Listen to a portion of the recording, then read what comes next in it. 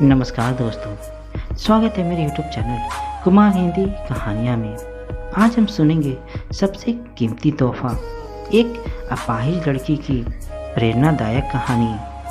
किसी गांव में मोहन काका रहते थे।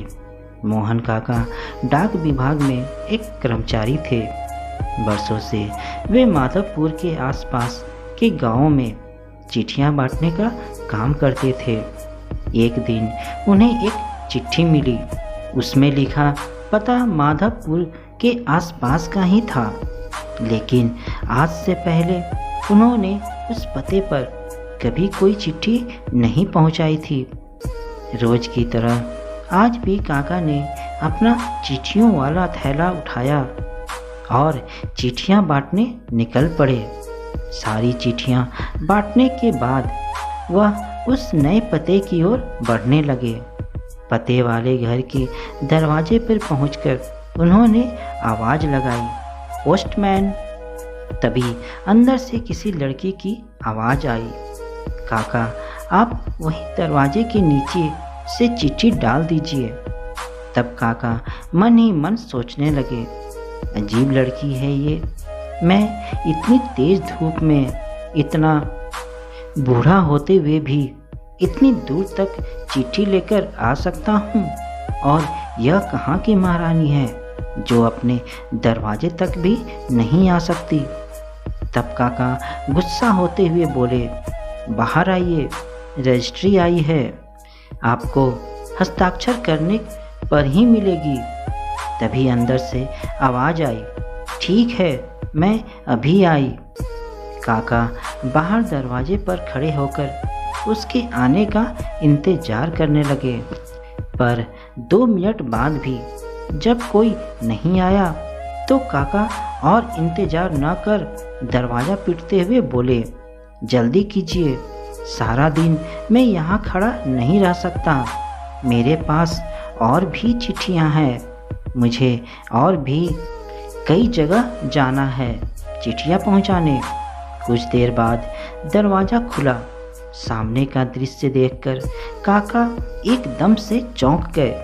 सामने एक 12-13 साल की लड़की थी, जिसके दोनों पैर कटे हुए थे और वह बहुत मुश्किल से ही दरवाजे तक आ पाई थी। काका मन ही मन अपने कहे बातों के लिए बहुत शर्मिंदा हुए।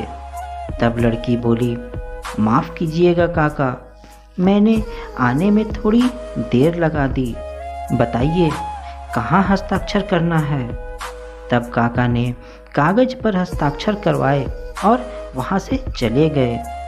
कुछ दिनों बाद काका को फिर उसी पते के लिए एक और चिट्ठी मिली। इस बार भी काका सभी जगह की चिट्ठियाँ बांटने के बाद उस लड़की के घर के सामने पहुँचे और बोले, चिट्ठी आई है, लेकिन इस बार हस्ताक्षर की ज़रूरत नहीं है। क्या मैं चिट्ठी दरवाजे के नीचे से डाल दूं?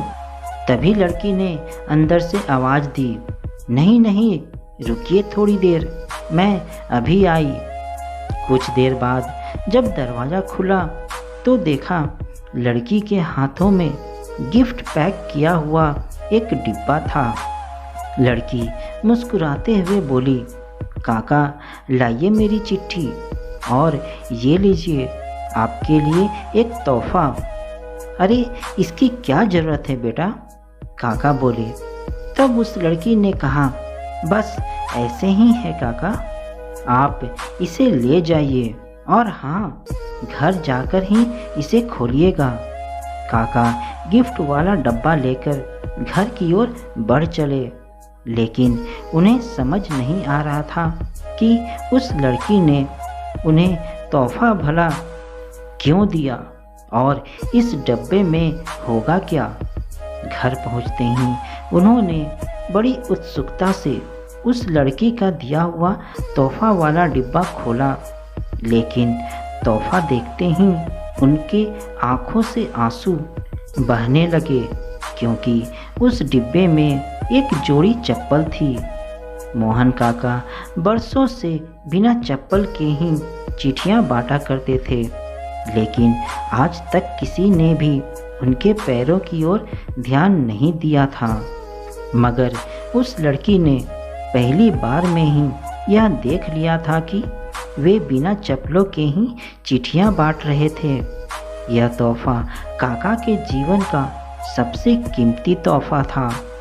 काका उस चप्पल को अपने सीने से लगाकर बहुत रोने लगे। उनके मन में बार बार बस एक ही विचार आ रहा था कि मेरे नंगे पैरों को देखकर उस प्यारी बच्ची ने मुझे चप्पलें तो दे दी, मगर मैं उसके लिए उसे पैर कहाँ से लाकर दूंगा।